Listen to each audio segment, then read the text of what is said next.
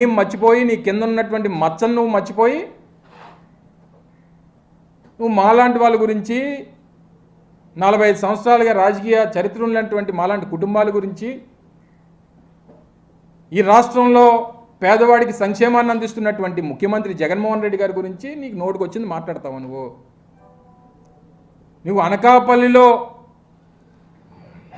అనకాపల్లి పట్టణంలో కానీ అనకాపల్లి గ్రామీణ ప్రాంతాల్లో కానీ జరిగినటువంటి అభివృద్ధిని కనీసం చూడలేక కనీసం అనకాపల్లి పట్టణంలో సమావేశం పెడితే అక్కడ మేము తయారు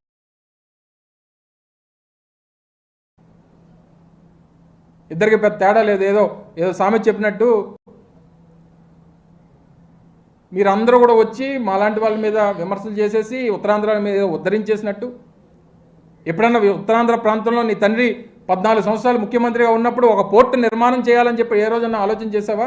నేను మంత్రిగా ఉన్నప్పుడు, నేను పరిశ్రమల శాఖ మంత్రిగా ఉండి ముఖ్యమంత్రి గారి చేతుల మీదుగా శ్రీకాకుళంలో మూలపేట పోర్టుకి శంకుస్థాపన చేయించి పెద్ద ఎత్తున పనులు జరుగుతూ ఉన్నాయి. రమ్మనండి, నీకు కావాల్సినటువంటి ఛానల్స్ తీసుకుని రా. ఎంత త్వరితగతిన పనులు జరుగుతూ ఉన్నాయి చూపిస్తాం. నేను మంత్రిగా ఉండగా ఉత్తరాంధ్ర ప్రాంతంలో రేపు రాష్ట్రానికి భవిష్యత్ కాబోతున్నటువంటి ఉత్తరాంధ్ర ప్రాంతానికి ప్రతిష్టాత్మకమైనటువంటి భోగాపురం ఇంటర్నేషనల్ ఎయిర్పోర్ట్ శంకుస్థాపన చేయించింది మేము. మొన్న మీరు వచ్చారు కదా, మీరు అందరూ కూడా మిమ్మల్ని అందరూ కూడా తీసుకెళ్ళాం. ఎంత పెద్ద ఎత్తున రన్వే పనులు జరుగుతూ ఉన్నాయి, టెర్మినల్ బిల్డింగ్ నిర్మాణాలు జరుగుతూ ఉన్నాయి. రేపు 2025 డిసెంబర్కి మొదటి ఫ్లైట్ని తీసుకొని వచ్చి అక్కడ ఆపరేషన్ స్టార్ట్ చేయబోతూ ఉన్నాం. ఉద్దానవన్స్ దగ్గర నుంచి, మెడికల్ కాలేజ్ దగ్గర నుంచి, ఇంజనీరింగ్ కాలేజీల దగ్గర నుంచి, ట్రైబల్ యూనివర్సిటీల దగ్గర నుంచి, అదాని డేటా సెంటర్లు కానీ, ఇన్ఫోసిస్ లాంటి ప్లాంట్లు కానీ, లేదా యొకోహోమా టైర్ కంపెనీ కానీ, బల్క్ డ్రగ్ పార్కులు కానీ, రేపు ఎన్టీపీసీకి సంబంధించినటువంటి గ్రీన్ హైడ్రోజన్ హబ్బులు కానీ అంటాడు. నేను మంత్రిగా ఉండుంటే 100 లెటర్లు రాసి ఇచ్చాను, ఉద్యోగాలు ఇచ్చేస్తారని అంటాడు. లేఖలు రాస్తే ఉద్యోగాలు రావు, ప్రతిభ ఉంటే ఉద్యోగాలు వస్తాయి. ఎంతమందికి ఇచ్చావు? నువ్వు లేఖలు ఇచ్చితే ఎంతమంది ఉద్యోగాలు ఇచ్చారు చెప్పు? మనమే పెద్ద మేధావి, మళ్ళీ నువ్వు ఆయన మంత్రిగా ఉంటే లేఖలు రాసి ఇచ్చేస్తానంటే ఉద్యోగాలు ఇచ్చేస్తారట.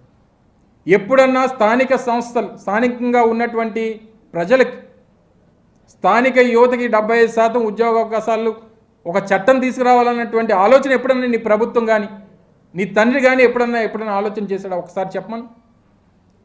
ఈరోజు ప్రభుత్వం, వైఎస్ఆర్ కాంగ్రెస్ పార్టీ ప్రభుత్వం అధికారంలోకి వచ్చిన తర్వాత 75% స్థానికులకి ఉద్యోగ అవకాశాలు ఇవ్వాలని చెప్పి చట్టం చేసినటువంటి ప్రభుత్వం అది. సంతకాలు పెట్టిస్తే రేపు నా లెటర్ హెడ్ మీద రాసి ఇచ్చేస్తే ఉద్యోగాలు ఇచ్చేస్తారంటే రేపు అందరూ చదువు మానేసి అందరూ నా ఇంటి ముందు లైన్ కట్టేసి సంతకాలు పెట్టిన వాళ్ళందరికీ, మినిస్టర్ గారు లేఖలు రాసి ఇచ్చిన వాళ్ళందరికీ ఉద్యోగాలు ఇచ్చేస్తారంటే ఇంక కంపెనీలు నడుపుకోక్కర్లేదు. ఏం మాట్లాడుతావు? కాస్త బుర్ర ఉందా నీకు? అందుకే నీకు ఈ పేరు పెట్టారు. నీకు ఈ పేరు పెట్టిందే దానికి. ఇష్టం వచ్చినటువంటి మాటలు. నేను ఏదో మాట్లాడుతూ మళ్ళీ జగన్మోహన్ రెడ్డి గారి కుటుంబ సభ్యులు జగన్మోహన్ రెడ్డి గారు విమర్శలు చేస్తున్నారు, వాళ్ళ కుటుంబ సభ్యులనే సరిగ్గా చూసుకోలేకపోతున్నాడు అనేటువంటి మాట మాట్లాడాడు. చెప్పు, నీకు మీ తాత నందమూరి తారక రామారావు గారు నీ తండ్రి గురించి ఏం చెప్పారు ఒకసారి చెప్పు.